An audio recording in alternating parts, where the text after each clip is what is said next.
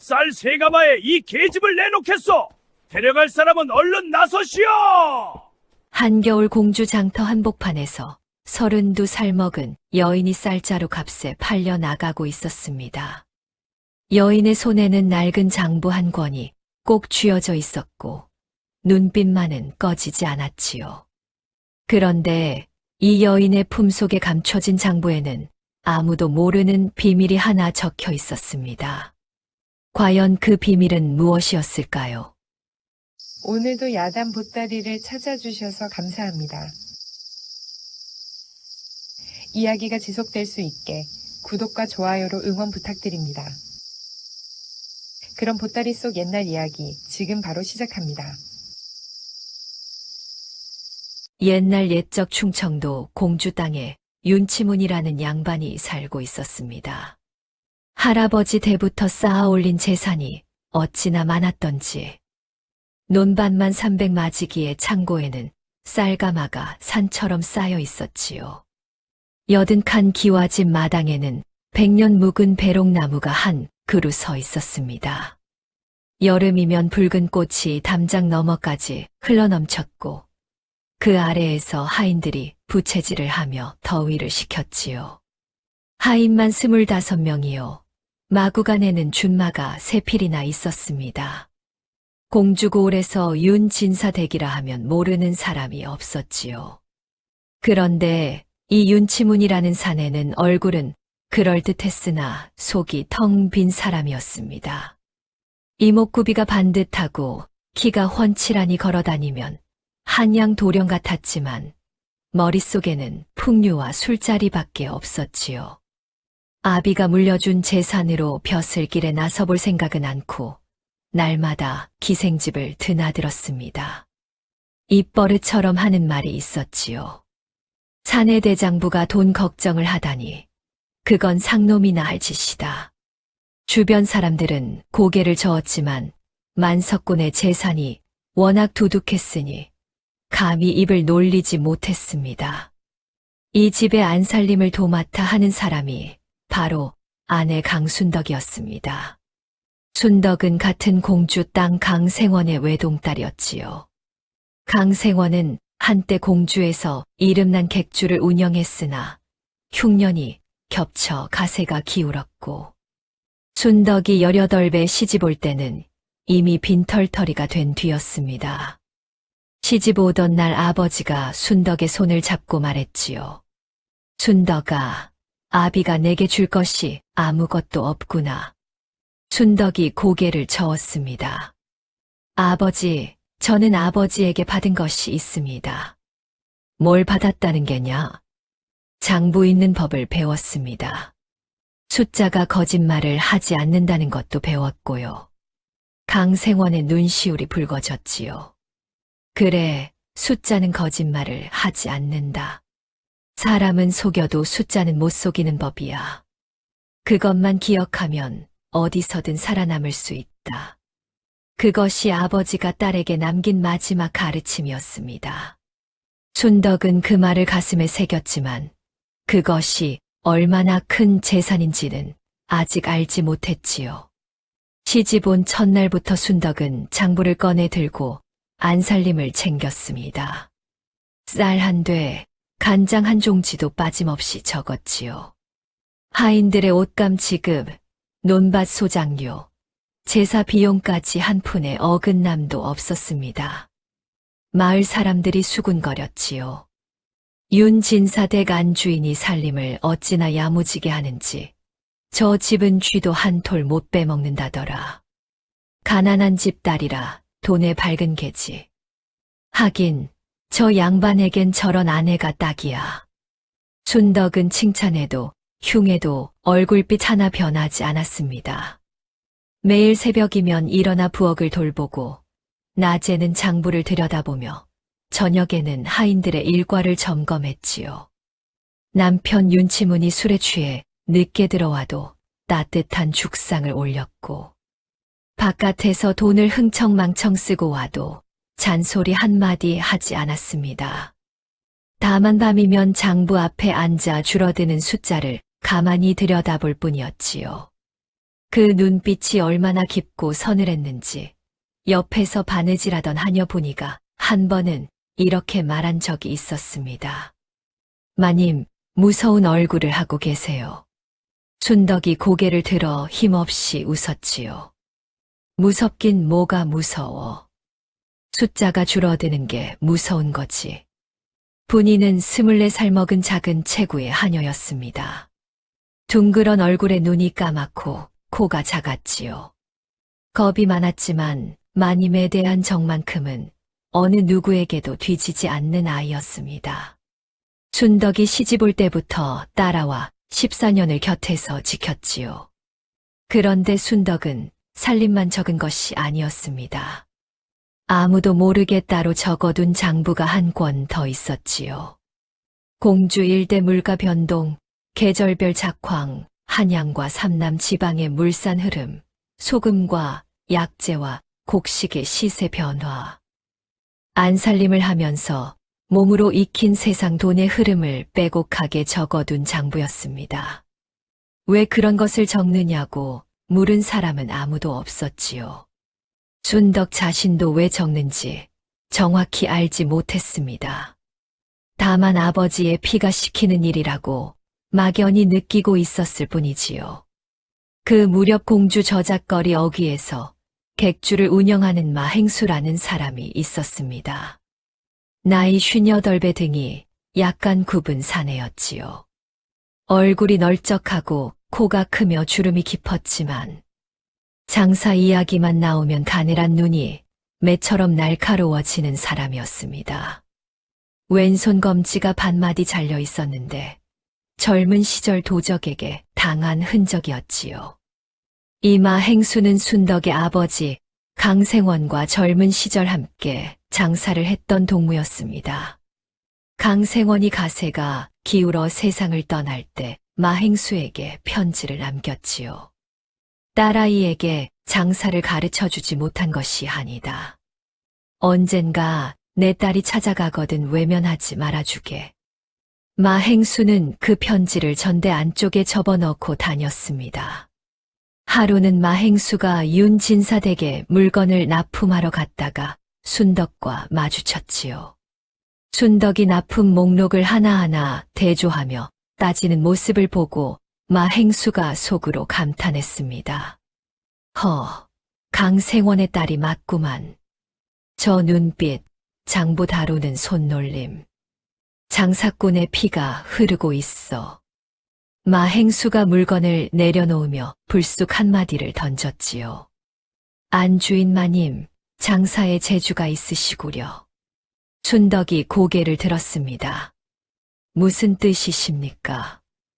돈이란 건 말이오. 아끼기만 해서는 늘지 않는 법이오. 돈은 물과 같아서 흘려야 불어나는 것이지. 순덕이 멈칫했지요. 흘려야 불어난다고요? 마행수가 고개를 끄덕이며 돌아섰습니다. 언젠가 아시게 될 거요. 순덕은 그 뒷모습을 한참 지켜보았습니다. 돈은 흘려야 불어난다. 그 말이 가슴에 박혀 좀처럼 빠지지 않았지요. 시집 온 지 14년째 되던 해봄이었습니다. 윤치문이 한양에 볼 일이 있다며 열흘을 비웠지요. 순덕은 언제나처럼 보따리를 싸주며 노잣돈을 쥐어주었습니다. 다녀오십시오. 그것이 전부였지요. 물어보지 않았습니다. 한양에 무슨 볼일이 있는지, 언제 돌아오는지. 물어봤자 돌아오는 대답은 뻔했기 때문입니다. 그런 건 사내 일이야. 안주인은 안살림이나 잘하면 되는 거야. 열흘이 지나고 보름이 지나고 20날이 지나서야 윤치문이 돌아왔습니다. 그런데 혼자가 아니었지요. 가마 하나가 따라왔습니다. 붉은 비단 휘장을 들이운 가마에서 내린 것은 22살 기생 연홍이었습니다. 분홍빛 비단 저고리에 연두색 치마를 입은 여인이 가마에서 내리자 마당에 있던 하인들이 일제히 숨을 삼켰지요. 눈이 길고 올라가 묘한 교태가 서렸고 도톰한 입술을 살짝 깨물며 고개를 숙이는 모습에 사향향이 은은히 번졌습니다. 하지만 연홍의 눈 속에는 교태만큼이나 깊은 셈법이 숨어 있었지요.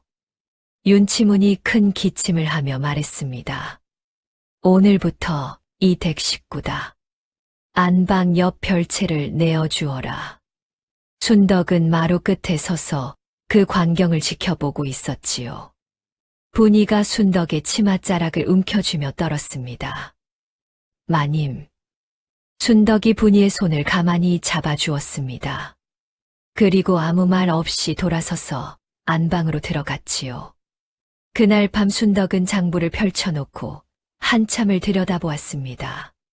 촛불이 흔들릴 때마다 장부 위의 숫자들이 일렁였지요. 그 숫자들 사이에서 순덕의 눈이 무언가를 읽고 있었습니다. 돈의 흐름이었지요.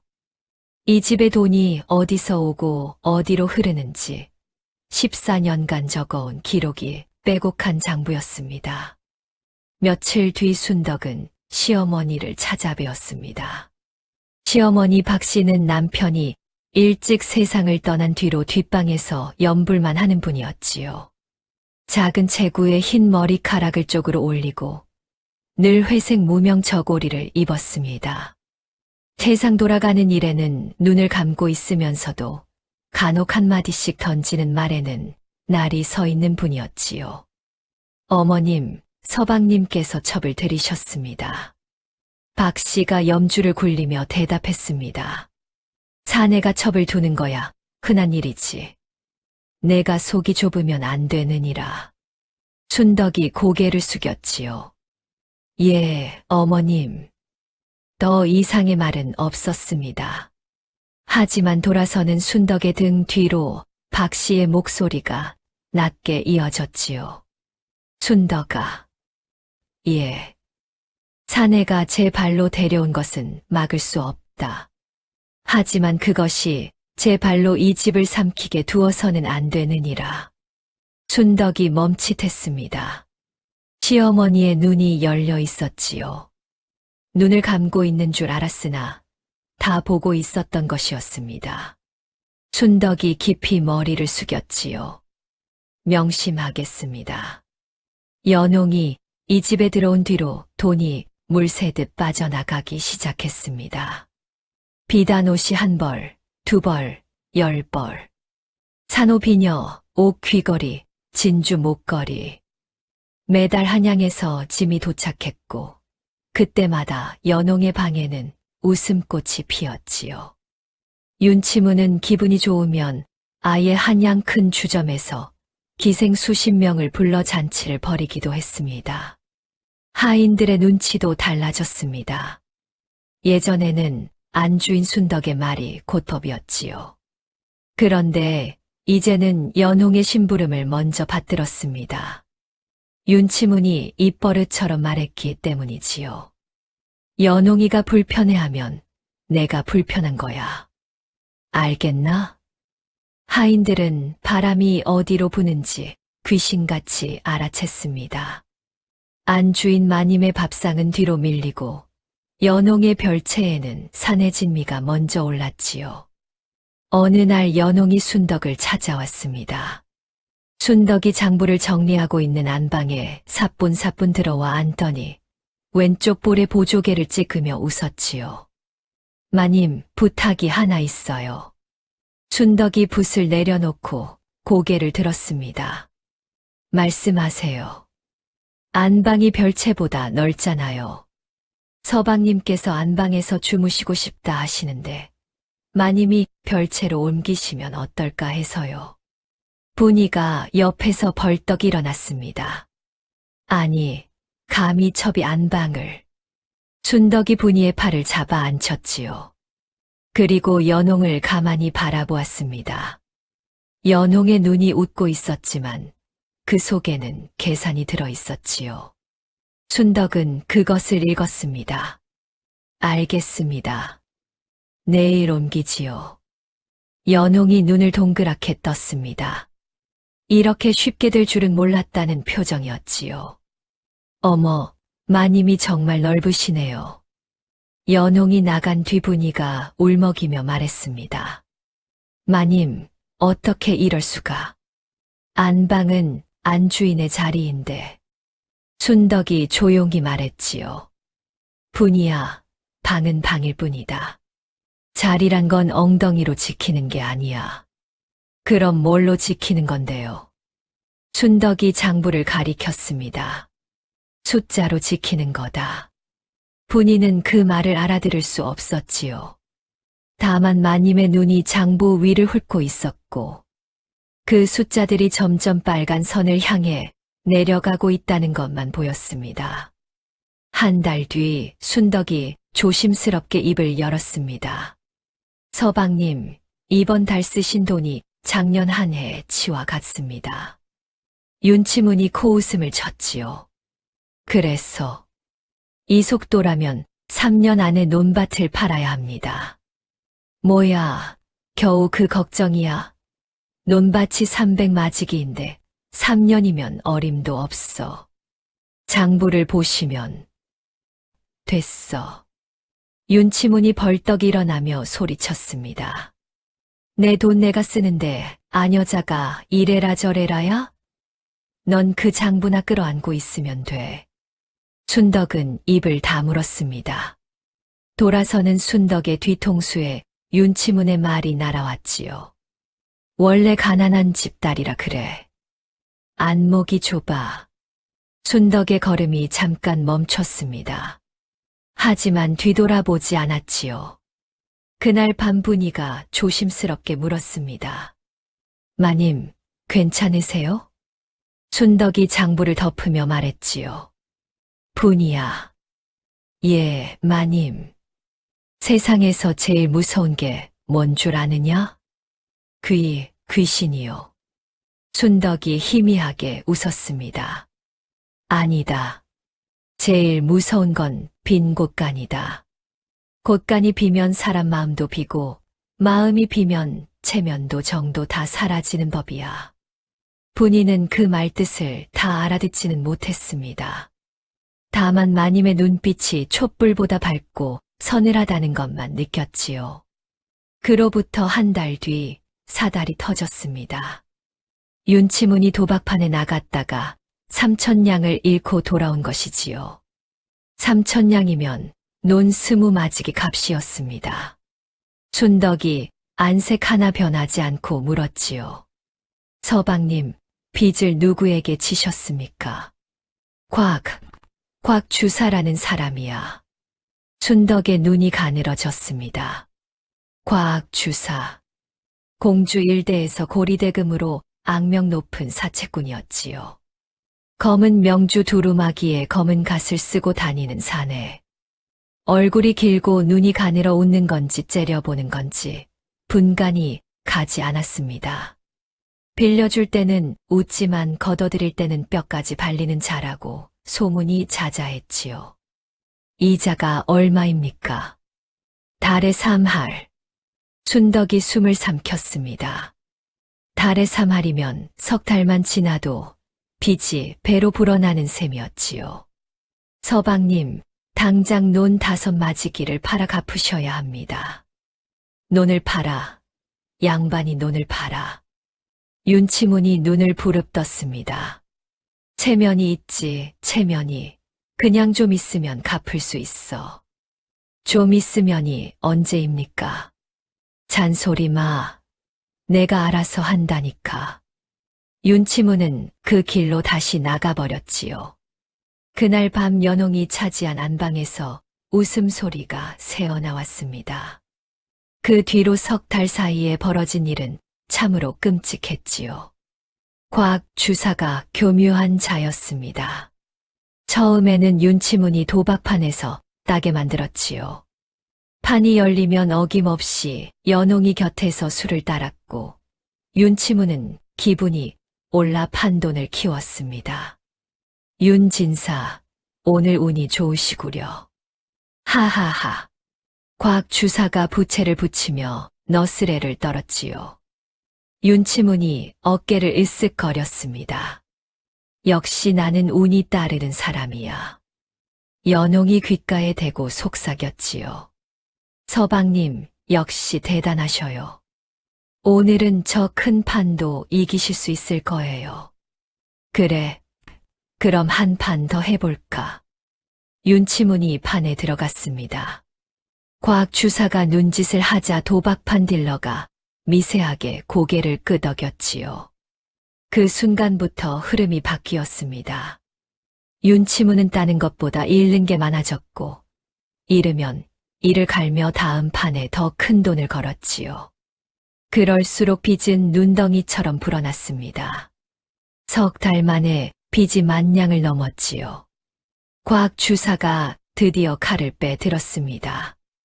윤 진사 댁을 찾아와 대문 앞에 버티고 섰지요. 검은 명주 두루마기에 검은 갓을 쓴 곽 주사가 혀를 차며 말했습니다. 윤 진사, 만냥이요. 이 달 안에 갚지 못하면 논반 문서를 내놓으시오. 윤치문의 얼굴이 하얗게 질렸지요.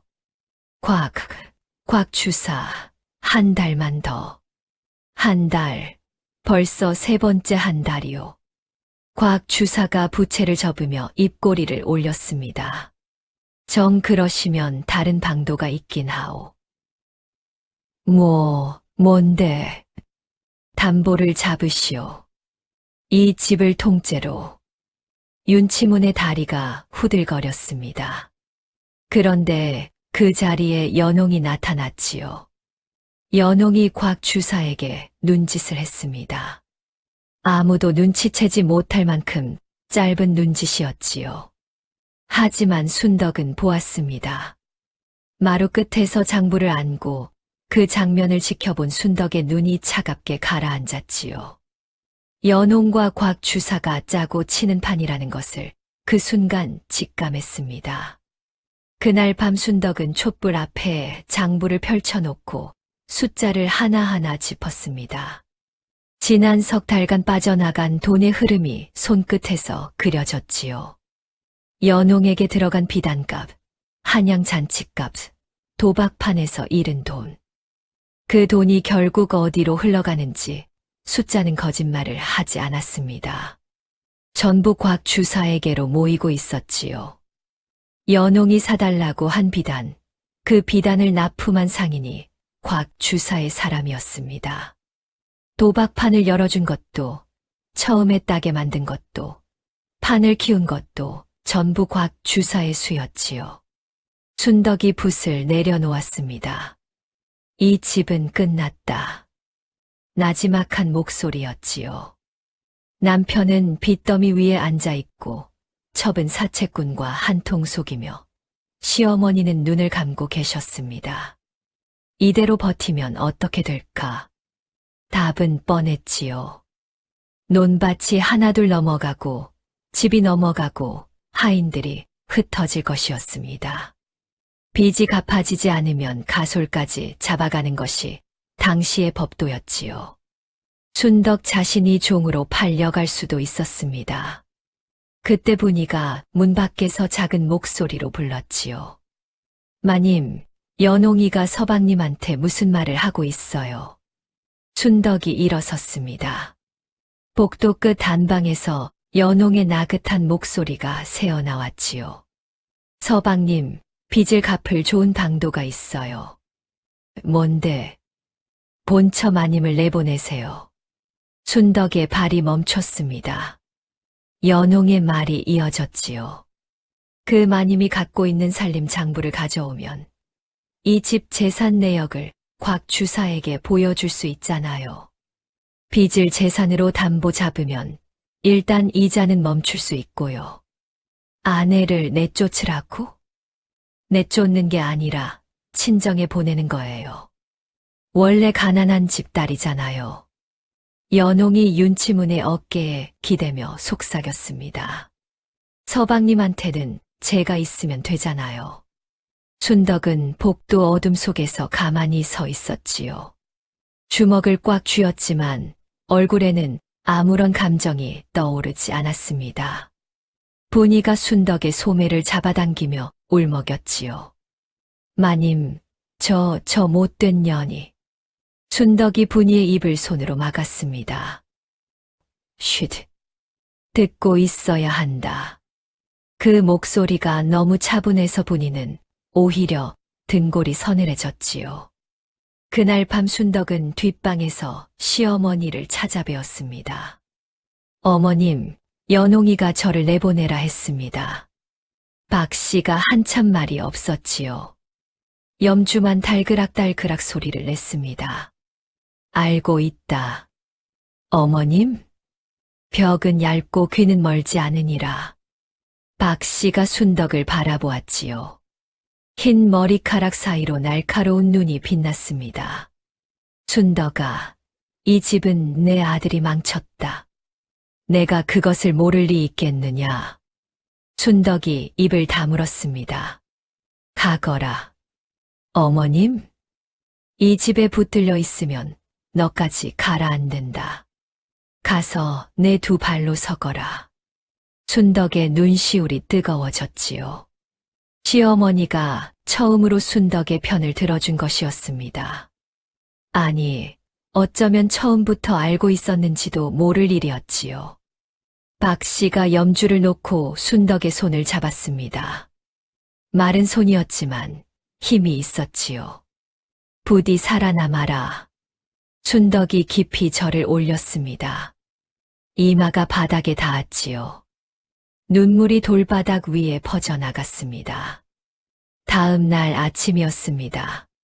순덕이 별채에서 밥상을 받고 있는데 윤치문이 들어왔지요. 순덕은 그 얼굴을 보는 순간 알았습니다. 무슨 말을 하려는지. 윤치문이 헛기침을 하며 말했지요. 순덕아. 예. 내가 이 집에 온 지 14년이다. 예. 나도 고맙게 생각해. 그런데 윤치문이 품에서 종이 한 장을 꺼냈습니다. 이혼장이었지요. 순덕이 그 종이를 바라보았습니다. 친정에 가서 편히 쉬어. 내 탓이 아니야. 순덕의 손이 떨리지 않았지요. 이미 예상한 일이었기 때문입니다. 다만 가슴 한구석이 서늘하게 식어가는 것은 어쩔 수 없었습니다. 14년이었지요. 새벽마다 일어나 죽을 쓰고 장부를 적고 이 집을 지키려 안간힘을 쓴 14년. 그 세월이 종이 한 장으로 끝나는 것이었습니다. 장부를 두고 가라. 윤치문이 덧붙였지요. 순덕이 고개를 들었습니다. 장부요? 그래. 이 집 살림을 적은 장부 말이야. 그건 이 집 것이니까. 순덕은 오래도록 윤치문을 바라보았지요. 남편의 눈에 미안함이 있기는 했습니다. 하지만 그 미안함보다 안도가 더 컸지요. 귀찮은 짐을 덜어내는 안도. 순덕이 조용히 말했습니다. 장부는 두고 가겠습니다. 그래, 고맙다. 윤치문이 돌아서려는데 순덕이 다시 입을 열었지요. 다만 서방님, 한 가지만 여쭤도 되겠습니까? 뭔데? 곳간이 텅 비었을 때 어떻게 하실 겁니까? 윤치문이 어이없다는 듯 웃었습니다. 나가면서까지 잔소리야. 그건 내가 알아서 해. 순덕이 고개를 숙였지요. 명심하십시오. 돈은 아끼기만 해서는 늘지 않습니다. 그렇다고 흘리기만 해서도 안 됩니다. 윤치문은 콧방귀를 뀌며 나갔습니다. 순덕은 별채에 쌓아둔 장부 20권을 내어놓았지요. 윤진사댁 14년 치살림 기록이었습니다. 하지만 품속에는 작은 장부 한 권을 숨겼지요. 남편에게 보여준 적도 누구에게 말한 적도 없는 순덕만의 장부였습니다. 물가와 시세와 물산의 흐름을 적어온 그 장부. 분이가 울면서 보따리를 쌌습니다. 마님, 저도 갈게요. 마님 없이는 못 살아요. 분이야, 나를 따라가면 고생뿐이다. 고생이면 어때요? 마님이 계시면 괜찮아요. 순덕이 분이의 손을 잡았지요. 14년 동안 곁을 지킨 이 작은 하녀가 이 순간 가장 큰 위로였습니다. 보따리 하나와 분이 하나. 순덕이 윤진사댁 대문을 나섰습니다. 뒤돌아보지 않았지요. 배롱나무 아래에서 연홍이 부채로 얼굴을 가린 채 지켜보고 있었습니다. 윤치무는 나오지도 않았지요. 하인들이 힐끔힐끔 쳐다보다 고개를 돌렸습니다. 대문을 나서자 봄바람이 불어왔지요. 순덕이 한 번 깊이 숨을 쉬었습니다. 그리고 걸었지요. 등 뒤로 여든 칸 기와집이 점점 작아졌습니다. 분이가 코를 훌쩍이며 뒤따랐지요. 순덕의 발걸음이 향한 곳은 친정이 아니었습니다. 친정은 이미 빈집이었지요. 아버지도 어머니도 세상을 떠난 지 오래였고 집은 남에게 넘어간 뒤였습니다. 갈 곳이 없었지요. 분이가 걱정스럽게 물었습니다. 마님, 어디로 가는 거예요? 모르겠다. 분이의 눈이 동그래졌지요. 마님이 모르겠다고 말하는 것은 처음이었습니다. 순덕이 길가에 멈춰 섰지요. 봄바람이 흙먼지를 일으켰습니다. 분이야, 갈 곳이 없다. 친정은 빈집이고 친척은 없고 돈은 7냥뿐이다. 시집 올 때 어머니에게 받은 은가락지를 팔아 마련한 돈이었지요. 분이가 울먹거렸습니다. 그러면 어떡해요? 순덕이 하늘을 올려다보았습니다. 구름이 바람에 흘러가고 있었지요. 한참을 서 있던 순덕이 갑자기 걸음을 옮겼습니다. 마님, 어디로? 저작거리다. 저작거리요. 거기서 뭘? 순덕이 걸음을 멈추지 않고 대답했지요. 장사를 할 거다. 분이의 입이 딱 벌어졌습니다. 장사요? 마님이요. 순덕이 품속의 장부를 꺼내 보여주었지요. 분이야, 나에게는 이것이 있다. 작고 낡은 장부 한 권이었습니다. 글씨가 빼곡했지요. 분이는 그것이 얼마나 대단한 것인지 아직 몰랐습니다. 하지만 순덕의 눈빛은 달라져 있었지요. 14년간 남의 곳간을 지키며 숫자와 씨름하던 그 눈에 처음으로 제 자신을 위한 불꽃이 타오르고 있었습니다. 잃을 것이 없으면 두려울 것도 없는 법이다. 순덕이 나직이 말했지요. 봄바람이 두 사람의 등을 밀었습니다. 공주 저작거리를 향한 걸음이 시작되었습니다. 공주 저작거리는 충청도에서 손꼽히는 장터였지요. 금강을 끼고 있어 백길로 온갖 물산이 드나들었고 아침이면 수백 명의 장꾼들이 몰려들어 해질 때까지 호객 소리가 끊이지 않는 곳이었습니다. 순덕과 분이는 저작거리 끝자락에 있는 허름한 주막에 방 한 칸을 얻었지요. 보따리를 풀고 나니 남은 돈은 고작 7냥이었습니다. 분이가 텅 빈 방을 둘러보며 울먹거렸지요. 마님, 7냥으로 무슨 장사를 해요? 울지 마라. 마님, 어제까진 80칸 기와집에서 살았는데 오늘은 주막방이잖아요. 분이가 코를 훌쩍였습니다. 순덕이 분이의 머리를 쓸어주었지요. 분이야, 80칸 기와집은 남의 것이었다. 이 방은 내가 내 돈으로 빌린 거야. 크기는 작아도 이것이 처음으로 내 것이다. 분이가 눈을 깜빡이며 순덕을 올려다보았습니다. 그 말이 무슨 뜻인지 다 알지는 못했지만 마님의 목소리에 힘이 실려 있다는 것은 느낄 수 있었지요. 순덕이 장부를 펼쳤습니다. 빼곡한 글씨들 사이에서 손가락이 한 줄에 멈췄지요. 소금. 네. 지금이 3월이다. 서해 염전에서 햇소금이 나오는 때지. 그런데 공주 장터에는 아직 소금 값이 겨울값 그대로야. 분이가 눈을 깜빡였습니다. 그게 무슨 뜻이에요? 한 달만 지나면 소금이 밀려들어 값이 뚝 떨어지겠지만 지금 사서 내륙 쪽 산골에 팔면 2배를 남길 수 있다는 뜻이야. 마님이 그런 걸 어떻게 아세요? 14년을 장부만 들여다봤으니까. 분이가 고개를 갸웃했지요. 그런데 마님, 여자가 장사하는 거 봤어요? 다들 놀릴 텐데.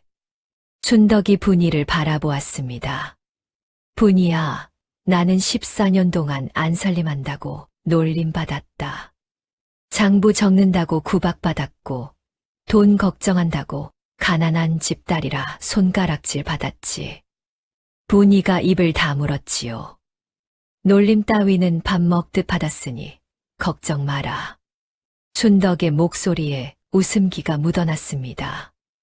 분이도 모르게 코끝이 시큰해졌지요. 순덕은 그날 바로 저작거리 소금전으로 갔습니다. 주인 영감이 들어오는 순덕을 위아래로 훑어보더니 코방귀를 뀌었지요. 뭐야, 안악내가 소금을 사러 왔어. 소금 서말에 얼마입니까? 서말, 양반댁 부엌에 넣으려고? 서말이면 7냥이요. 순덕이 고개를 저었습니다. 6냥에 주십시오. 이 가격에 애누리를 해.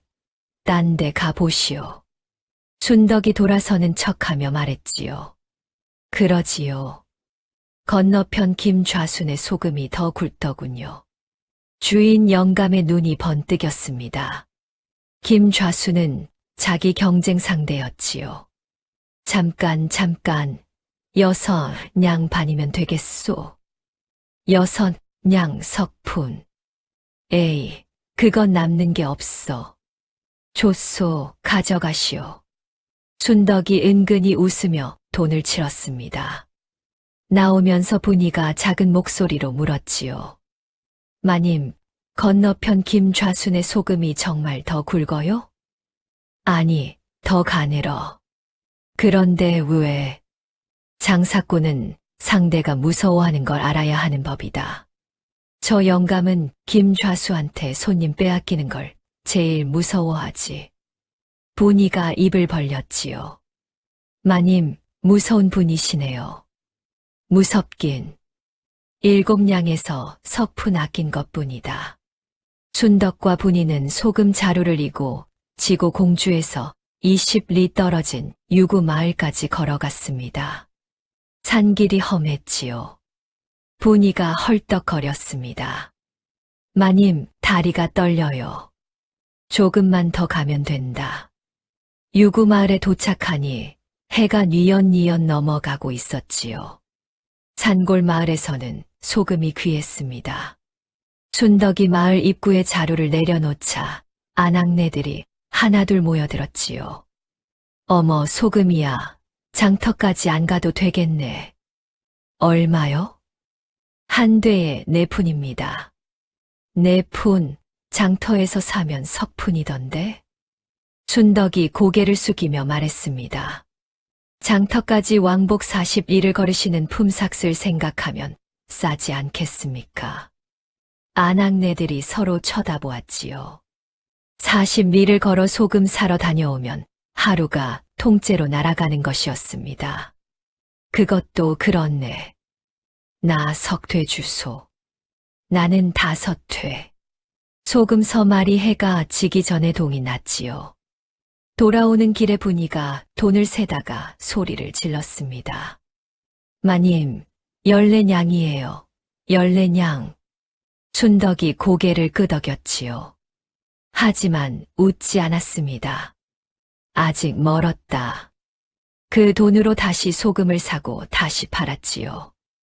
이번에는 유구마을 넘어 마곡사 아래 마을까지 갔습니다. 14냥이 28냥이 되었지요. 보름 만에 50냥이 모였을 때 순덕은 소금 장사의 방식을 바꿨습니다. 직접 이고 지는 대신 짐꾼 2명을 고용한 것이지요. 분이가 걱정했습니다. 마님 품삯을 주면 남는 게 줄잖아요. 줄어도 된다.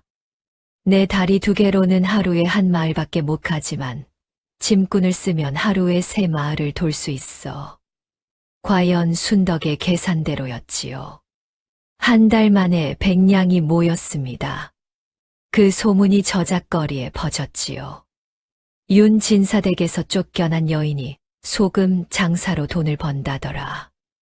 여자가 장사를 해. 쯧쯧. 근데 이상하게 감이 좋다더라. 시세를 귀신같이 읽는다고. 소문은 마행수의 귀에도 들어갔습니다. 마행수가 수수한 갈색 두루마기에 집신을 신고 순덕이 묶는 주막을 찾아왔지요. 순덕이 마루에 앉아 장부를 적고 있었습니다. 마행수가 턱에 손을 대고 한참을 지켜보았지요. 순덕이 고개를 들었습니다. 마행수를 알아보았지요. 객주 어른이시군요. 소금 장사를 하고 있다지. 예. 제법이야. 시세 감각이 좋아. 마행수가 자리에 앉으며 말했습니다. 하지만 소금만으로는 한계가 있어. 소금은 박리담에여서 몸이 남아나질 않을 거야. 순덕이 붓을 내려놓았지요. 알고 있습니다. 그래서 곡식으로 넘어가려 합니다. 마행수의 눈이 가늘어졌습니다. 왜 곡식이지? 올해 전라도 작황이 좋습니다. 풍년이면 고가가 떨어질 테니 지금 싸게 사서 흉년이 올 때를 대비해 비축하면 됩니다. 마행수가 무릎을 쳤지요. 자네 아비가 살아있었으면 기뻐서 춤을 췄을 거야. 순덕이 멈칫했습니다. 아버지를 아셨습니까? 마행수가 전대 안쪽에서 낡은 편지 한 통을 꺼냈지요. 강생원은 내 장사 동무였어. 자네가 시집가던 해에 나에게 편지를 남겼지. 순덕이 아버지의 편지를 받아 읽었습니다. 떨리는 손으로 한 글자 한 글자 읽어 내려갔지요. 딸아이에게 장사를 가르쳐 주지 못한 것이 아니다. 언젠가 내 딸이 찾아가거든 외면하지 말아주게. 순덕의 눈시울이 붉어졌습니다. 하지만 울지 않았지요. 이를 꽉 깨물고 눈물을 삼켰습니다. 마행수가 말했습니다. 강생원의 부탁이니 외면할 수 없지. 내가 가르쳐 줄 테니 배워볼 텐가. 순덕이 바로 머리를 숙였지요. 가르쳐 주십시오. 그날부터 마행수의 가르침이 시작되었습니다. 첫째 날, 마행수는 순덕을 금강강변으로 데리고 갔지요. 장사의 첫째는 물길이다. 마행수가 강 위에 떠있는 배를 가리켰습니다. 보아라. 저 배에 무엇이 실려 있느냐? 곡식 가마니와 소금 자루입니다. 어디서 왔겠느냐? 소금은 서해 쪽에서, 곡식은 전라도 쪽에서 왔을 것입니다. 그래. 이 물길이 곧 돈길이다. 물길을 아는 자가 돈길을 안다. 마행수가 손가락으로 강줄기를 따라 그었지요. 금강을 따라 올라가면 부여, 내려가면 강경포구다. 강경포구는 조선에서 손꼽히는 포구야. 그곳에서 물산이 모이고 흩어진다. 순덕이 고개를 끄덕였습니다. 그러면 장사꾼이라면 그 포구를 쥐어야 하는 것이군요. 마행수가 빙그레 웃었지요. 내가 말하기 전에 알아채는구만. 둘째 날, 마행수는 저작거리를 걸으며 가르쳤습니다. 장사의 둘째는 사람이다. 사람이요? 물건은 다리가 없어. 사람이 옮기지. 좋은 장사꾼이 되려면 좋은 짐꾼, 좋은 뱃사공, 좋은 중간상을 거느려야 해. 마행수가 발걸음을 멈추고 순덕을 바라보았지요. 그러려면 사람을 얻어야 하고 사람을 얻으려면 신의를 지켜야 한다. 신의요? 그래. 약속한 돈은 하루라도 늦추지 마라. 속인 상대에게도 속이지 마라. 내가 한 번 거짓을 하면 소문은 10배로 퍼진다. 하지만 내가 한 번 신의를 지키면 그 소문도 10배로 퍼지는 법이야. 춘덕이 가슴속으로 되뇌었지요. 신의를 지키면 소문이 10배로 퍼진다. 셋째 날, 마행수는 하늘을 올려다보며 말했습니다. 장사의 셋째는 때를 아는 것이다. 때요. 장마가 오면 고가가 오르고 가뭄이 들면 소금 값이 뛴다. 전쟁이 나면 무쇠가 귀해지고 태평성되면 비단이 잘 팔리지. 마행수가 순덕에게 손가락을 세워 보였지요. 물길, 사람, 때. 이 셋을 아는 자가 천하의 장사꾼이 될 수 있다. 순덕이 고개를 끄덕였습니다. 이것은 14년간 장부 속에서 어렴풋이 감잡고 있던 것들이었지요. 마행수의 말을 들으니 흩어져 있던 조각들이 하나의 그림으로 맞춰지는 느낌이었습니다. 마행수는 순덕에게 객주일을 곁에서 보게 했지요. 객주란 물건을 사고 파는 중간 거래소이자 외지 상인의 숙소이자 물류의 허브였습니다. 순덕은 아침부터 밤까지 객주에 붙어 있었지요. 하루는 쌀 장수가 곡식을 들고 왔습니다. 마행수가 가마니를 여러 쌀을 한 줌 집어 코에 대었지요. 이 쌀은 금년 것이 아니야. 쌀 장수가 움찔했습니다. 아, 아닙니다. 올해 수확한 것입니다. 묵은 쌀에 물을 뿌려 윤기를 낸 거다. 냄새를 맡아봐. 마행수가 순덕에게 쌀을 내밀었지요. 순덕이 냄새를 맡았습니다. 희미하게 쉰내가 나는 것 같기도 했지요.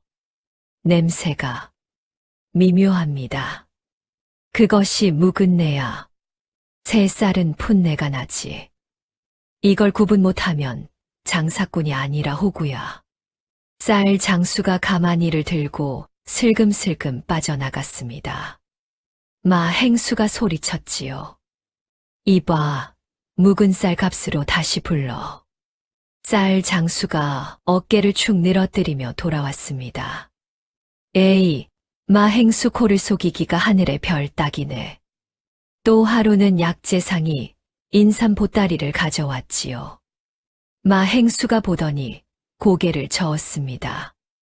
이건 금산 인삼이 아니야. 강원도 산삼 뿌리를 잘라 인삼처럼 말린 거지. 약재상이 발뺌했지요. 무슨 말씀을? 정품입니다. 마행수가 인삼 하나를 집어 두 손으로 쪼갰습니다. 단면이 속까지 하얗지 않고 가운데가 누르스름했지요. 봐라. 금산 인삼은 속이 하얘. 이건 가짜야. 약재상이 얼굴이 벌개져서 보따리를 쌌습니다. 순덕이 곁에서 그 모든 것을 눈에 담았지요. 물건의 진위를 보는 눈, 가격을 매기는 감각, 거래를 성사시키는 말솜씨. 마행수가 가르쳐준 것은 단순한 기술이 아니었습니다. 장사꾼으로 세상을 보는 눈이었지요. 두 달이 지나자 순덕의 눈이 완전히 달라졌지요. 저작거리를 걸으면 물건의 시세가 머릿속에서 자동으로 계산되었습니다. 사람들의 대화에서 장사의 기회가 들렸지요. 하루는 찻집에서 상인 둘이 수군거리는 소리를 들었습니다. 전라도에 비가 많이 온다더라. 순덕의 머리가 돌아갔지요. 비가 많이 오면 면화 수확이 줄어든다. 면화가 줄면 무명값이 오른다. 지금 무명을 사두면 석 달 뒤에 2배를 받을 수 있다. 순덕은 그 길로 무명전에 달려갔습니다. 무명 50필 있습니까? 전 주인이 놀랐지요. 50필, 큰 혼사라도 치르시오? 아닙니다. 전부 사겠습니다. 지금 무명값이 싸지도 않은데 50필을 한꺼번에. 순덕이 돈 주머니를 내려놓았지요. 얼마입니까? 전 주인이 아직도 의아한 얼굴이었지만 돈을 보자 계산이 빨라졌습니다. 필당단 양이니 250냥이요. 순덕이 장부를 꺼내 적었지요. 마행수에게 빌린 150냥과 자기 돈 100냥을 합쳐 250냥을 치렀습니다. 전 주인이 혀를 찼지요. 여자가 무명 50피를 한꺼번에 사다니 세상 참 많이 변했구만. 석 달 뒤 무명값이 정확히 배로 뛰었습니다. 전라도 장마가 길어져 면화 수확이 반토막이 난 것이지요. 50피를 팔아 500냥을 거둬들였습니다. 마행수에게 빌린 돈을 갚고도 250냥이 남았지요. 마행수가 감탄했습니다. 내가 가르친 것 이상을 하는구먼. 강생원이 보면 참 기뻐할 거야. 행수님이 돈을 빌려주신 덕분입니다. 돈은 빌려줄 수 있어도 눈은 빌려줄 수 없는 법이야. 그 눈은 자네 것이다. 순덕이 고개를 숙였지요. 마행수의 가르침과 아버지의 피가 비로소 하나로 합쳐진 순간이었습니다. 순덕은 번 돈을 아끼지 않고 사람에게 썼습니다. 짐꾼들에게 다른 상인보다 품삯을 한 푼 더 주었지요. 그러자 짐꾼들이 순덕의 짐을 먼저 나르려 했습니다. 뱃사공들에게 명절마다 떡과 술을 돌렸지요. 그러자 뱃사공들이 물길 사정을 귀띔해주기 시작했습니다. 마님, 이번 달에는 금강하류에 모래가 쌓여서 큰 배가 못 다닙니다. 작은 배를 여러 척 띄우시는 게 좋을 겁니다. 이런 정보가 장사에서는 금보다 귀했지요. 마행수가 가르쳐준 대로였습니다. 돈은 물과 같아서 흘려야 불어난다. 사람에게 흘린 돈이 정보가 되어 돌아왔고 정보가 돈이 되어 다시 돌아왔습니다. 장사를 시작한 지 6달이 되었을 때 순덕의 수중에 1000냥이 모였지요. 빈손으로 나온 지 반년 만에 1000냥이라니. 저작거리 상인들이 놀랐습니다. 저 여인이 대체 뭐야? 장사를 귀신같이 하네. 듣자 하니 윤진사댁 안주인이었다더라. 쫓겨난 여자가 장사로 일어서다니. 에이, 여자 장사꾼이 얼마나 가겠어. 하지만 순덕은 멈추지 않았습니다. 1000냥이 되자 순덕은 마행수에게 말했지요. 행수님, 강경포구에 가고 싶습니다. 마행수가 눈을 빛냈습니다. 드디어 올 것이 왔구만. 강경은 판이 다르다. 준비가 되었느냐? 되었습니다. 좋아. 하지만 강경에서는 여자라는 이유로 문전박대를 당할 거다. 각오하고 가야 해. 순덕이 고개를 끄덕였지요. 문전박대쯤은 14년간 매일 당했습니다. 마행수가 피식 웃었습니다. 좋아, 내가 길을 터줄 테니 따라오너라. 이렇게 순덕은 공주 저작거리를 넘어 강경포구로 향했지요. 수수한 옥색 저고리에 남색 치마, 허리춤에 열쇠 꾸러미를 찰랑이며 걷는 순덕의 모습은 반년 전 윤진사댁 대문을 나서던 때와 사뭇 달랐습니다. 눈빛이 달랐지요. 두려움 대신 굳은 결의가 서려 있었습니다. 분이가 보따리를 지고 뒤를 따르며 중얼거렸지요. 마님이 이렇게 멋있는 분이었구나. 윤진사 양반은 진짜 바보야. 강경포구는 공주 저작거리와는 차원이 달랐습니다. 금강하류에 자리 잡은 이 포구는 조선 3대 시장 중 하나로 전라도, 곡식과 서해 젓갈과 충청도, 물산이 한데 모이는 거대한 시장이었지요. 포구에 닿자마자 순덕의 눈앞에 수십 척의 배가 펼쳐졌습니다. 돛을 펼친 대선부터 작은 거룻배까지 강 위에 빼곡했고 강변에는 창고가 줄지어 늘어서 있었지요. 짐꾼들이 쌀가마를 나르며 호령하는 소리, 생선 비린내와 소금 냄새가 뒤섞인 바람. 순덕은 그 광경을 한참 바라보았습니다. 가슴이 뛰었지요. 이곳이 내가 서야 할 판이다. 마행수가 강경포구의 주요 객주 세 곳을 소개해 주었습니다. 최대방, 이대방, 그리고 박대방. 이 세 객주가 강경포구 물산의 칠하를 쥐고 있었지요. 이 세 사람에게 인정을 받으면 강경에서 장사를 할 수 있고 미움을 사면 발도 못 붙인다. 마행수가 순덕을 최대방에게 데려갔습니다. 최대방은 배가 나오고 귀가 큰 50대의 사내였지요. 마행수를 보자 반색을 했습니다. 마형, 오래간만이오. 웬일이시오? 사람 하나 소개시켜 주려고 왔네. 마행수가 순덕을 가리켰지요. 최대방의 표정이 굳었습니다. 여자?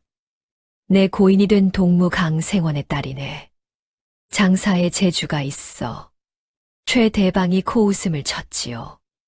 마형, 아무리 동무 딸이라지만 강경포구에서 여자가 장사를 해? 이건 좀. 순덕이 앞으로 나섰습니다. 대방 어른, 한 가지만 여쭈겠습니다. 뭐요? 지금 강경포구에서 젓갈 값이 얼마입니까? 최대방이 어이없다는 듯 대답했지요. 새우젓 한 독에 3냥이요. 석 달 뒤에는 얼마가 될까요? 글쎄, 그건 아무도 모르지. 순덕이 말했습니다. 5냥이 될 것입니다. 근거가 뭐요? 올해 서해안 조기때가 예년보다 한 달 늦게 내려왔습니다. 조기가 늦으면 새우도 늦지요. 새우가 늦으면 젓갈 담그는 시기가 밀리고 가을 김장철에 공급이 달리게 됩니다. 최대방의 눈이 동그래졌습니다. 순덕이 이어 말했지요. 수요는 그대로인데 공급이 줄면 값은 오릅니다. 장부가 그렇게 말하고 있습니다. 최대방이 마행수를 쳐다보았지요. 마행수가 팔짱을 끼고 웃고만 있었습니다. 최대방이 헛기침을 했지요. 그 정도 식견이면 한번 지켜보겠소. 그것이 강경포구에서 순덕이 얻은 첫 번째 기회였습니다. 순덕은 수중에 1000냥 중 800냥으로 새우젓 200독을 매입했지요. 독당 4냥꼴이었습니다. 시세보다 1냥 비싸게 산 것이었지요. 분이가 놀랐습니다. 마님 3냥짜린데 4냥을 주셨어요. 일부러 그런 거다. 왜요? 비싸게 사면 다음에 나를 먼저 찾아오지. 첫 거래에서 상대를 이기면 안 되는 법이야. 첫 거래에서는 상대를 살려줘야 두 번째 거래가 생기는 거다. 분이가 고개를 갸웃했지요. 마행수가 가르쳐준 것이었습니다. 돈은 물과 같아서 흘려야 불어난다. 그 물이 사람에게 흘러야 한다는 것을 순덕은 이제 알고 있었습니다. 석 달 뒤 순덕의 예측은 정확히 맞아떨어졌지요. 새우젓 값이 독당 6냥까지 치솟았습니다. 순덕이 예측한 5냥보다도 더 올랐지요. 200독을 팔아 1200냥을 거둬들였습니다. 800냥으로 사서 1200냥을 벌었으니 400냥의 순이익이었지요. 이 소식이 강경포구에 퍼지자 상인들의 눈빛이 달라졌습니다. 저 여인이 젓갈 시세를 석 달 전에 맞췄다더라. 운이 좋았겠지. 아니야, 조기 때 얘기까지 꿰고 있었다더라. 보통이 아니야. 최대방이 직접 순덕을 찾아왔지요. 강마님, 실례를 했소. 다음에 좋은 물건이 있으면 먼저 귀띔해 주겠소. 순덕이 허리를 숙였습니다. 감사합니다. 대방 어른. 순덕은 젓갈의 승리에 취하지 않았습니다. 바로 다음 장사를 준비했지요. 이번에는 곡물이었습니다. 강경포구 주막에서 전라도 쌀 장수가 술을 마시며 투덜거리고 있었지요. 에이, 올해 풍년이라 쌀값이 바닥이야. 팔아봐야 남는 게 없어. 순덕이 귀를 세웠습니다. 실례합니다. 쌀을 얼마에 내놓으십니까? 쌀 장수가 순덕을 올려다보았지요. 가마당 세냥에도 안 팔려. 쌀이 너무 많아서 그래. 순덕이 장부를 꺼내 무언가를 확인하더니 말했습니다. 전부 사겠습니다. 전부 200가마니인데. 200가마니 전부요. 가마당 2냥 반에. 쌀 장수가 눈을 떴지요. 2냥 반이라니 3냥도 안 되는 값에. 지금 안 팔면 창고 보관료만 쌓입니다. 2냥 반이면 본전은 건지시지요.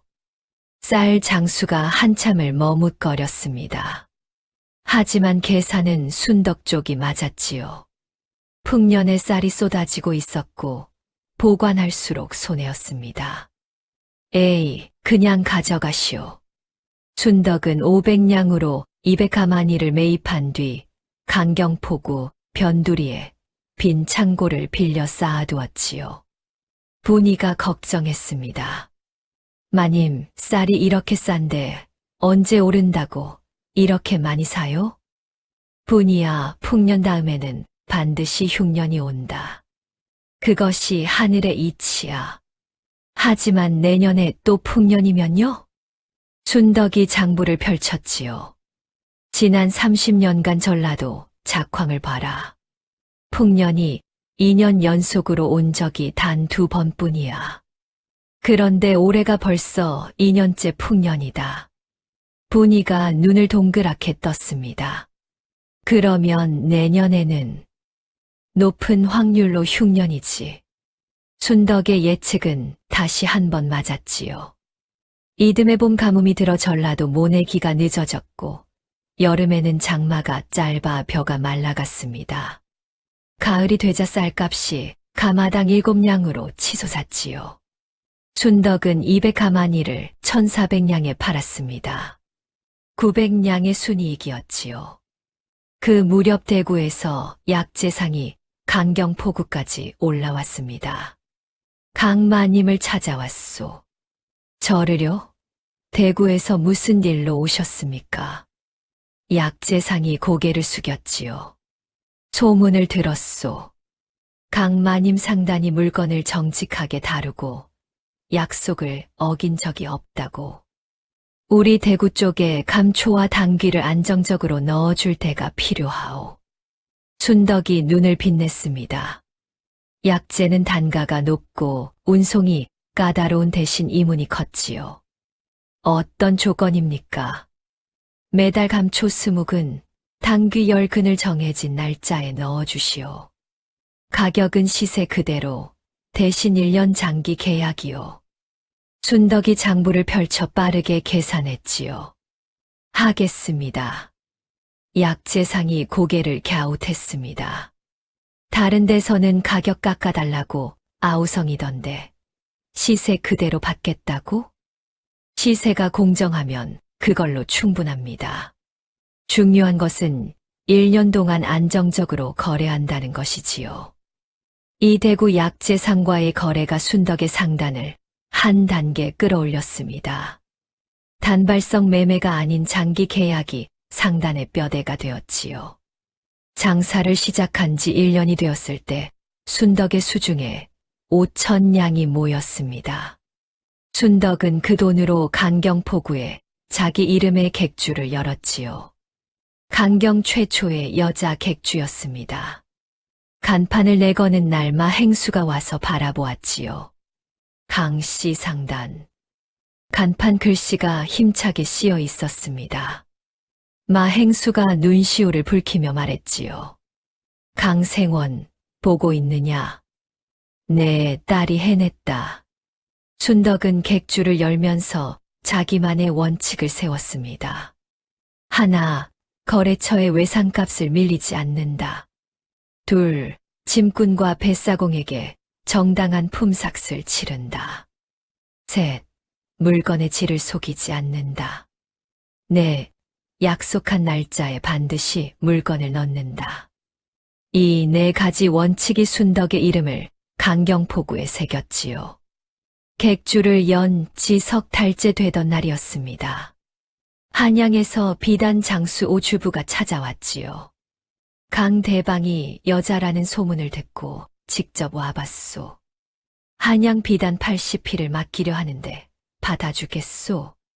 순덕이 고개를 끄덕였습니다. 비단의 품질을 먼저 확인하겠습니다. 순덕이 비단 한 피를 펼쳐 햇빛에 비추었지요. 그리고 실 한 올을 뽑아 손끝에서 비벼보았습니다. 이 비단은 상등품 50필, 중등품 30필이 섞여 있군요. 오주부의 얼굴이 살짝 굳었지요. 어떻게? 올의 굵기가 다릅니다. 상등품은 올이 가늘고 균일하지만 중등품은 여기 보십시오. 올 사이 간격이 고르지 않지요. 마행수에게 배운 눈이었습니다. 오주부가 혀를 내둘렀지요. 한양에서도 이걸 구분하는 사람이 드문데. 좋소, 상등품과 중등품 가격을 따로 쳐주겠소. 이 거래를 계기로 한양 비단 유통길이 열렸습니다.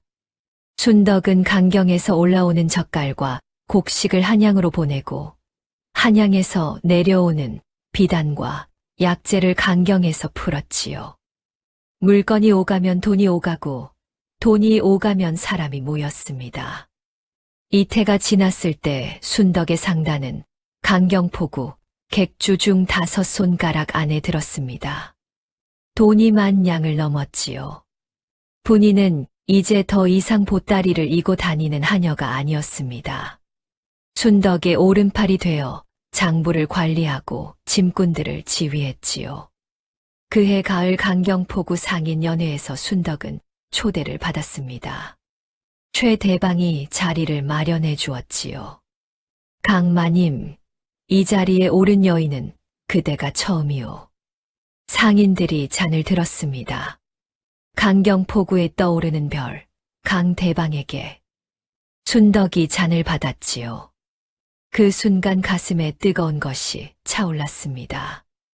이태 전 빈손으로 대문을 나서던 날이 떠올랐지요. 보따리 하나와 장부 한 권.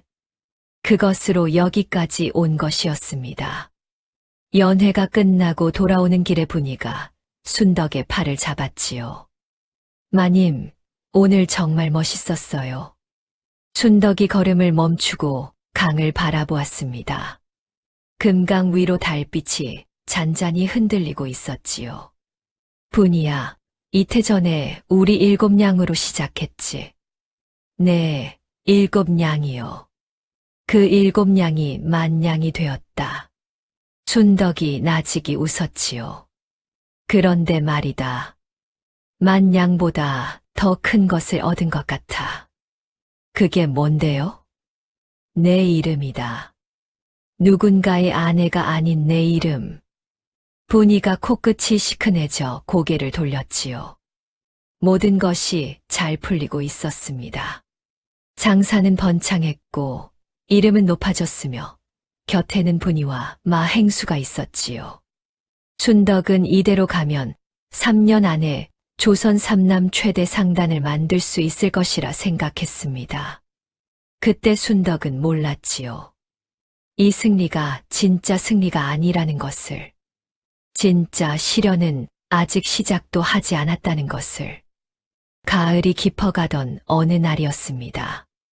객주 앞에 검은 옷을 입은 사내 하나가 나타났지요. 소매 안에서 차용증서 묶음을 꺼내 만지작거리는 그 사내. 곽 주사였습니다. 곽 주사가 객주 간판을 올려다보며 혀를 찼지요. 쯧쯧, 강씨 상단이라. 윤 진사댁에서 쫓겨난 년이 장사꾼 행세를 하고 있구만. 곽 주사에 가는 눈이 번뜩였습니다. 윤진사댁 재산은 이미 거의 다 빨아먹은 터였지요. 그런데 새로운 먹잇감이 나타난 것이었습니다. 연홍아, 할 일이 하나 더 생겼구나. 곽 주사가 중얼거리며 돌아섰습니다. 어둠 속으로 사라지는 검은 두루마기 자락이 바람에 펄럭였지요. 곽 주사의 첫 번째 수는 소문이었습니다. 강경포구 술자리와 다방에서 은밀히 소문이 퍼지기 시작했지요. 강씨 상단 여주인 알지? 남편한테 쫓겨난 여자야. 왜 쫓겨났대? 장부를 훔쳐 달아났다더라. 남편 집 돈을 빼돌린 거지. 세상에 도둑년이었어. 순덕의 귀에 그 소문이 들어오기까지 보름이 걸렸습니다. 분이가 울면서 뛰어왔지요. 마님, 저작거리에서 마님 욕을 하고 있어요. 장부를 훔쳤다느니, 남편 돈을 빼돌렸다느니. 순덕의 얼굴이 굳었습니다. 하지만 동요하지 않았지요. 누가 퍼뜨렸는지 알겠느냐? 모르겠어요. 술자리에서 자연스럽게 나온 얘기래요. 순덕이 눈을 감았습니다. 과학주사. 직감이었지요. 순덕은 소문을 잠재우려 했습니다. 거래처를 하나하나 찾아다니며 해명했지요. 저는 장부를 훔친 적이 없습니다. 제가 가진 것은 제가 따로 적어둔 시세 기록뿐입니다. 하지만 소문은 해명보다 빨랐습니다. 어느 날 한양 비단 장수 오주부가 찾아왔지요. 강마님, 어렵게 말씀을 드리오. 무슨 일이십니까? 오주부가 고개를 숙였습니다. 한양 쪽에서 소문이 돌더군요. 강씨 상단이 물건 출처가 의심스럽다고. 비단 거래를 잠시 쉬겠소. 순덕의 얼굴이 창백해졌지요. 비단 유통은 상단 수입의 3할을 차지하고 있었습니다. 오주부, 1년 동안 물건 하나 틀린 적 있습니까? 그건 없소만. 소문이라는 게 한 번 나면. 오주부가 말끝을 흐리며 돌아갔지요. 순덕이 마루에 앉아 한참 동안 강을 바라보았습니다. 이를 악물었지요. 소문의 효과는 느리지만 확실했습니다. 거래처 몇 곳이 슬그머니 발을 빼기 시작했지요. 대구 약재상이 편지를 보내왔습니다. 강마님, 미안하오. 이번 계약은 취소하겠소. 윗사람들이 꺼린다오. 순덕이 편지를 읽다가 주먹을 불끈 쥐었지요. 1년 동안 한 번도 어기지 않은 계약이었습니다. 신용으로 쌓아올린 것이 소문 하나에 무너지고 있었지요. 두 번째 수는 물건 방해였습니다. 순덕이 전라도에서 곡식을 매입하려 하면 어김없이 누군가가 먼저 나타나 쓸어갔지요. 순덕이 약재를 계약하면 납품이 갑자기 취소되었습니다. 물건을 실은 배가 강 위에서 하루, 이틀 지체되었지요. 뱃사공이 미안한 얼굴로 말했습니다. 마님, 죄송합니다. 윗선에서 안 된다고. 윗선이 누구냐? 뱃사공이 입을 다물었지요. 곽 주사가 돈을 뿌려 길목을 막고 있었습니다. 순덕의 매출이 떨어지기 시작했지요. 한 달, 두 달, 석 달. 객주의 물건이 줄어들자 짐꾼들도 줄었고, 짐꾼이 줄자 거래도 줄었습니다. 악순환이었지요. 짐꾼 두목 칠보기가 고개를 숙이며 찾아왔습니다. 칠보기는 어깨가 떡 벌어진 30살 사내였습니다. 코가 납작하고 손이 부산만 했지만 눈이 맑고 의리가 있었지요. 마님, 드릴 말씀이 있습니다. 무슨 일이냐? 짐꾼 넷이 다른 객주로 간다고 합니다. 소문 때문에 강씨 상단이 오래 못 갈 거라고들 하니 순덕의 얼굴에 그림자가 지나갔지요. 너는 칠보기가 두 주먹을 불끈 쥐었습니다. 저는 안 갑니다. 마님이 품삯 밀린 적이 한 번도 없잖아요. 소문이 뭐가 중요합니까? 순덕이 칠보기를 바라보았지요. 칠보가 가지 않는 짐꾼들의 품삯을 한 푼씩 올려라. 네, 매출이 줄고 있는데 품삯을 올려요? 사람을 잃으면 물건도 잃는다. 물건을 잃으면 전부를 잃는 거야. 칠보기가 눈을 크게 떴지요. 그리고 고개를 깊이 숙였습니다. 알겠습니다, 마님. 세 번째 수는 가장 치명적이었습니다. 과학주사가 마행수를 노렸지요. 마행수의 객주에 세금 체납 혐의가 씌워진 것입니다. 관아에서 포졸이 들이닥쳤지요. 마행수 세금 500냥이 체납되었다. 당장 내지 못하면 객주를 봉인한다. 마행수가 벌떡 일어났습니다. 뭐야? 나는 세금을 단 한 번도 밀린 적이 없어. 이건 무고야. 하지만 관아에서 내밀은 장부에는 분명히 체납 기록이 적혀 있었지요. 과학주사는 공주 관아의 이방과 한편이었습니다. 뇌물로 기록을 꾸며낸 것이었지요. 마행수의 객주가 봉인당했습니다. 나이 60에 가까운 마행수가 봉인 딱지가 붙은 객주 문 앞에 주저앉았지요. 30년 장사 인생이 하룻밤에 무너진 것이었습니다. 순덕이 달려갔지요. 행수님.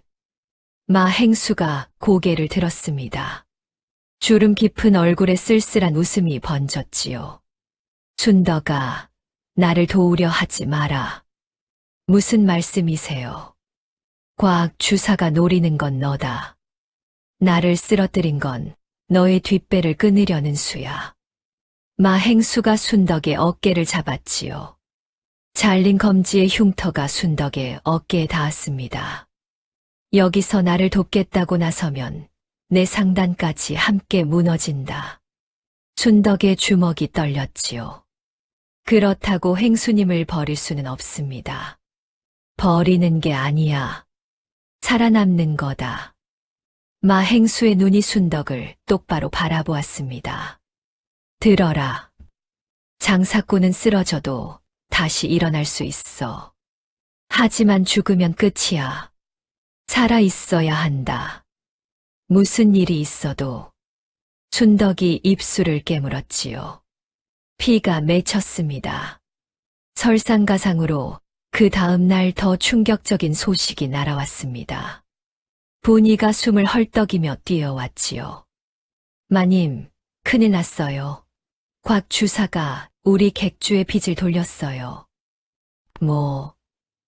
윤 진사가 진 빚이 아직 15,000냥이 남았는데 마님이 윤 진사의 부인이었으니 연대 책임이 있다고. 관아에 소장을 넣었대요.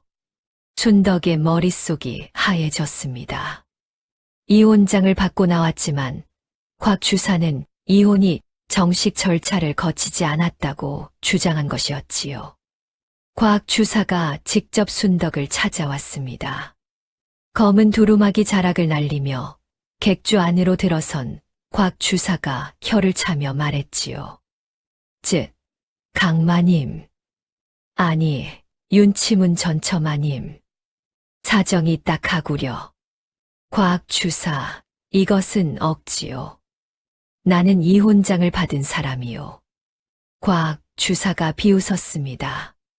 이혼장, 관아에 정식으로 신고한 기록이 있소. 증인이 있소. 순덕의 얼굴이 굳었지요. 없었습니다.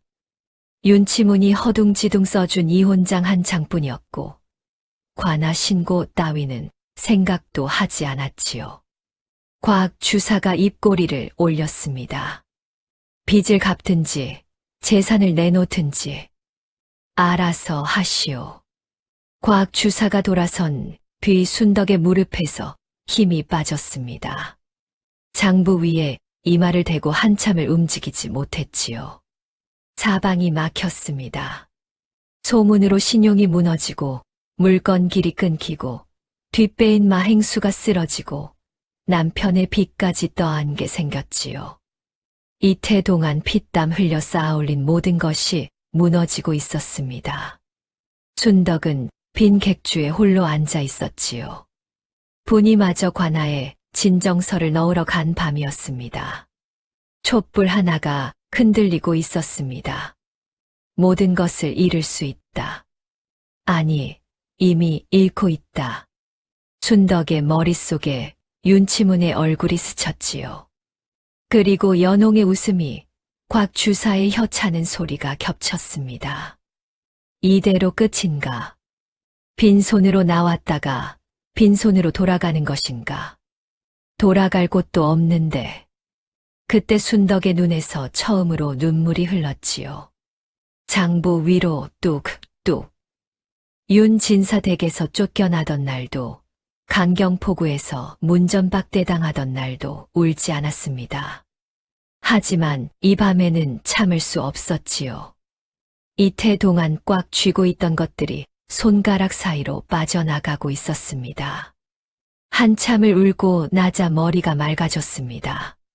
춘덕이 눈물을 훔치고 장부를 주웠지요. 바닥에 떨어지며 펼쳐진 쪽에 오래된 글씨가 보였습니다. 장부의 첫 몇 쪽. 아버지 강생원이 남긴 마지막 장부 기록이었지요. 춘덕이 시집가기 전 아버지의 객주 장부를 베껴둔 것이 거기 남아 있었습니다. 아버지의 흔들리는 글씨 사이에 한 줄이 적혀 있었지요. 장사는 물길을 따르고 물길은 사람을 따르고 사람은 믿음을 따른다. 그 아래 덧붙여져 있었습니다. 딸아, 내가 이것을 읽을 때쯤이면 아비는 없겠지. 하지만 기억해라. 장사꾼은 길이 막히면 물길을 바꾸는 법이다. 춘덕이 그 글씨를 손끝으로 더듬었습니다. 아버지의 손때가 묻어있는 듯한 종이결이었지요. 그리고 시집 오던 날 아버지가 했던 말이 겹쳐 떠올랐습니다. 숫자는 거짓말을 하지 않는다. 사람은 속여도 숫자는 못 속이는 법이야. 춘덕이 장부를 가슴에 안았습니다. 그리고 다시 펼쳤지요. 이번에는 울기 위해서가 아니었습니다. 곽 주사의 수를 하나하나 되짚어보기 시작했지요. 소문, 물건 방해, 마 행수 공격, 빚 떠넘기기. 숫자를 따라가니 모든 수의 뿌리가 하나로 이어져 있었습니다. 곽 주사와 관아, 이방의 결탁. 뇌물로 관아를 움직이고 있다는 것. 춘덕이 중얼거렸습니다. 길이 막히면 물길을 바꾸는 법이라. 곽 주사가 관아를 쥐고 있다면 관아보다 높은 곳으로 가야 한다. 공주 관아 위에는 무엇이 있는가? 가명이다. 충청 가명. 그리고 마 행수가 했던 말이 떠올랐지요. 장사의 둘째는 사람이다. 춘덕에게는 이태 동안 쌓아온 거래처가 있었습니다. 정직하게 거래하고 약속을 지키며 쌓아온 사람들. 소문에 흔들려 떠난 사람도 있지만 아직 남아있는 사람도 있었지요.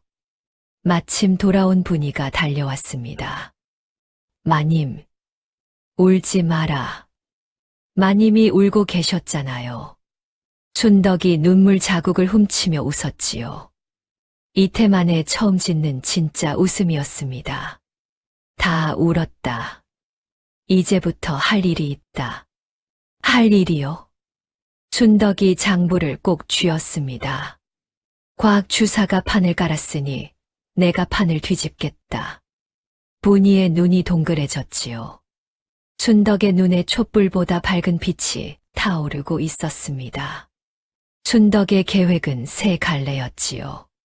첫째, 곽 주사와 관아, 이방의 결탁 증거를 모은다.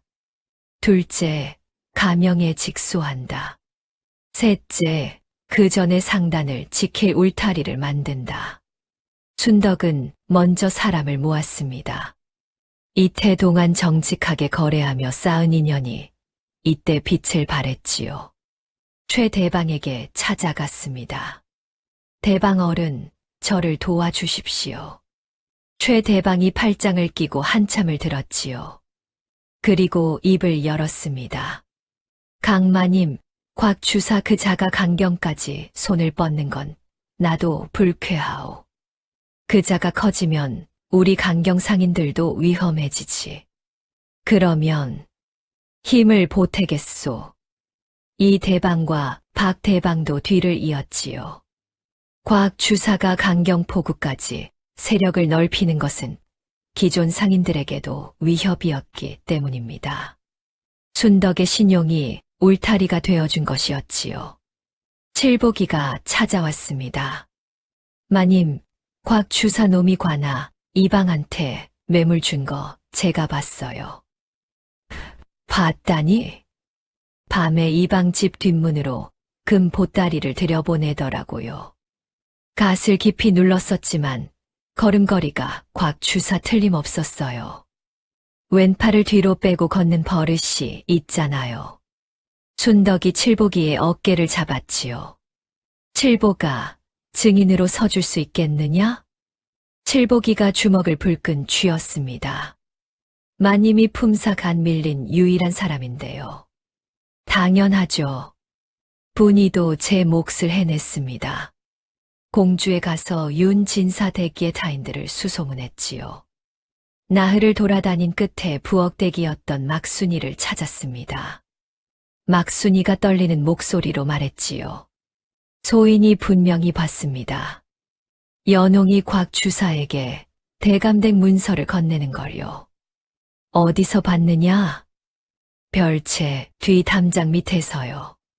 보름달이 밝은 밤이었습니다. 연홍이 곽 주사에게 보따리를 건네는데 그 안에 땅 문서, 노비 문서가 들어있었어요. 어떻게 알았느냐? 보따리가 열려 있었거든요. 바람의 종이가 펄럭였는데 소인이 글자를 읽을 줄 알거든요. 분이가 막순이의 증언을 꼼꼼히 적었습니다. 두 사람이 처음부터 짜고 윤진사 댁을 통째로 삼키려 했다는 증거였지요. 그것으로 끝이 아니었습니다. 순덕은 자신의 장부에서 결정적 증거를 찾아냈지요. 곽 주사가 윤치문에게 돈을 빌려주며 매긴 이자 달에 3할. 이것은 국법이 정한 이자 한도를 넘은 것이었습니다. 순덕이 14년간 적어온 윤진사댁 재산 변동 기록에 그 이자 내역이 고스란히 남아 있었지요. 아버지가 가르쳐준 대로였습니다. 숫자는 거짓말을 하지 않는다. 사람은 속여도 숫자는 못 속인다.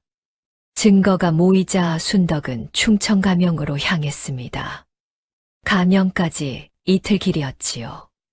순덕은 자적색 저고리에 감색 치마를 갖춰 입었습니다. 은장도를 차고 머리에 산호 비녀를 꽂았지요. 더 이상 쫓겨난 여인이 아니었습니다. 강경포구 강씨 상단의 대방마님으로서 가명문을 두드렸지요. 감사 앞에 꿇어 앉은 순덕이 입을 열었습니다. 감사대감 공주관하의 이방이 사채꾼 곽 주사와 결탁하여 백성의 재산을 빼앗고 있사옵니다. 감사가 눈을 가늘게 떴지요. 증거가 있느냐? 순덕이 품속에서 장부를 꺼냈습니다. 이 장부에는 곽 주사가 윤 진사에게 빌려준 돈의 이자가 기록되어 있습니다. 달에 3할, 이것은 국법이 정한 이자 한도를 넘은 것입니다. 감사가 장부를 받아들었지요. 빼곡한 숫자 앞에서 감사의 눈이 매서워졌습니다. 이 기록이 사실이라면 중대한 범법이로구나. 순덕이 다음 증거를 올렸습니다. 칠보기가 목격한 뇌물 내역서, 막순이의 증언 기록, 연홍과 곽 주사의 미르 증거. 하나씩 올릴 때마다 감사의 얼굴이 더 굳어졌지요. 이방의 세금 장부 조작 증거도 있사옵니다. 마행수의 체납 기록은 이방이 꾸며낸 것이옵니다. 감사가 탁자를 쳤습니다. 당장 공주관하를 조사하라. 가명의 포졸 30명이 공주로 내려왔습니다. 춘덕도 함께 갔지요. 분이와 칠복이 최대방까지 뒤를 따랐습니다. 관아 마당에 자리가 깔렸지요. 감사가 상석에 앉았습니다. 포졸들이 양옆에 도열했지요. 공주 백성들이 소문을 듣고 관아 밖에 모여들었습니다. 하늘이 맑고 바람이 없는 날이었지요. 마치 하늘도 이 심판을 지켜보려는 듯했습니다. 관아 이방이 끌려 나왔지요. 세금 장부 원본과 대조하니 마행수의 체납 기록은 명백한 조작이었습니다. 이방이 바닥에 엎드려 빌었지요. 살려주십시오. 곽 주사가 시킨 것입니다. 내 놈이 관리로서 관의 장부를 조작하고 매물을 먹었으니 그 죄를 남에게 돌릴 수 있느냐. 이방의 얼굴이 흑빛이 되었습니다. 곤장이 내려지기 시작했지요. 80대 관아 마당에 비명이 울렸습니다. 이방은 곤장을 맞고 나서 파직당한 뒤 유배형을 선고받았지요. 다음은 곽 주사의 차례였습니다. 포졸들이 곽 주사의 집을 뒤져 끌고 왔지요. 검은 명주 두루마기가 흙먼지를 뒤집어 쓴 채였습니다. 소매 안에 감춰둔 차용증서 묶음이 관아 마당에 쏟아졌지요.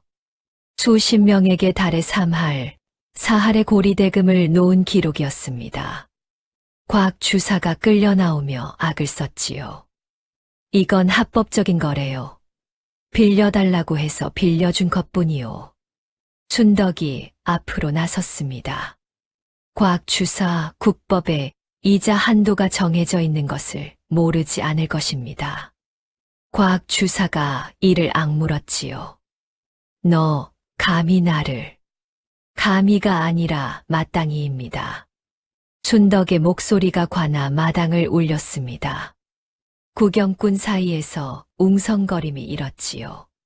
저 여인이 강경포구 강대방이래. 곽 주사에게 당한 사람이 한둘이 아닌데 속이 다 시원하구만. 춘덕이 마지막 증거를 내밀었지요. 분이가 공주에서 구해온 서찰이었습니다. 연홍이 곽 주사에게 보낸 편지. 윤 진사가 이번 판에서 3,000냥을 잃도록 해주세요. 나머지 절반은 제가 챙기겠습니다. 도박판을 조작하고 그 수익을 나눠 가졌다는 결정적 증거였지요. 곽 주사의 얼굴이 하얗게 질렸습니다. 이건 어디서? 숫자는 거짓말을 하지 않습니다. 사람도 마찬가지지요. 춘덕의 목소리가 차분했지요. 하지만 그 차분함 속에 14년의 인내와 이태의 분노가 단단히 눌려 있었습니다. 곽 주사의 무릎이 꺾였지요. 검은 가시 바닥에 떨어졌습니다. 관아 밖 구경꾼들 사이에서 박수가 터져 나왔지요. 감사가 선언했습니다. 곽 주사는 고리대금 위반, 도박장 운영, 관리 매수, 재산 편취죄로 전 재산을 몰수하고 유배 3,000리에 처한다. 곽 주사가 포졸에게 끌려가며 돌아보았지요. 순덕을 향한 눈에 도끼가 서렸습니다. 하지만 순덕은 눈 하나 깜빡하지 않았지요. 곽 주사의 검은 두루마기가 관아 문을 넘어 사라졌습니다. 그것이 공주 땅에서 곽 주사의 마지막 모습이었지요. 연홍도 끌려왔습니다. 분홍빛 비단 저고리가 먼지투성이가 되어 있었지요. 교태 어린 눈이 공포로 흔들렸습니다. 저는 아무것도 모릅니다. 곽 주사가 시킨 것입니다. 하지만 서찰은 연홍의 글씨였지요. 글씨를 대조하니 한 획도 다르지 않았습니다. 연홍이 바닥에 엎드려 울부짖었지요.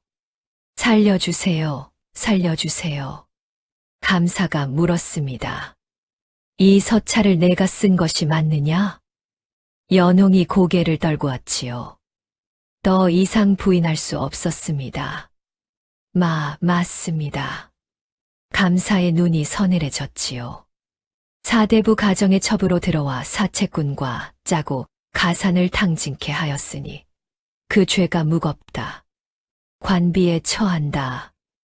비단 저고리를 입고 가마를 타던 여인이 삼배옷을 입고 끌려갔지요. 연홍이 끌려나가며 순덕을 돌아보았습니다. 한때 순덕에게서 안방을 빼앗고 부채로 얼굴을 가린 채 대문 밖으로 나가는 것을 지켜보던 여인. 그 여인의 눈에서 교태 대신 두려움만이 흔들리고 있었지요. 관아 밖에서 누군가가 혀를 찼습니다. 제 욕심에 눈이 멀면 저렇게 되는 법이야. 그리고 윤치문이 나타났습니다. 아니, 끌려왔다고 해야 맞을 것이지요. 한때 훤칠하고 준수했던 양반의 모습은 온데간데 없었습니다. 수염이 덥수룩하고 광대뼈가 툭 튀어나왔지요.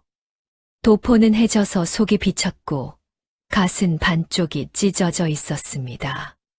맨발에 때가 끼어 있었지요. 300마지기 논밭은 한 떼기도 남지 않았고 여든 칸 기와집은 곽 주사 손에 넘어간 뒤였습니다. 윤치문이 순덕을 보았지요. 순덕도 윤치문을 보았습니다. 한참을 서로를 바라보았지요. 자적색 저고리에 은장도를 찬 순덕과 걸레 같은 도포를 걸친 윤치문. 세상이 뒤집힌 것이었습니다. 윤치문의 입술이 떨렸지요. 순덕아. 순덕이 입을 열었습니다. 서방님. 나를 용서해 줄 수 있겠느냐?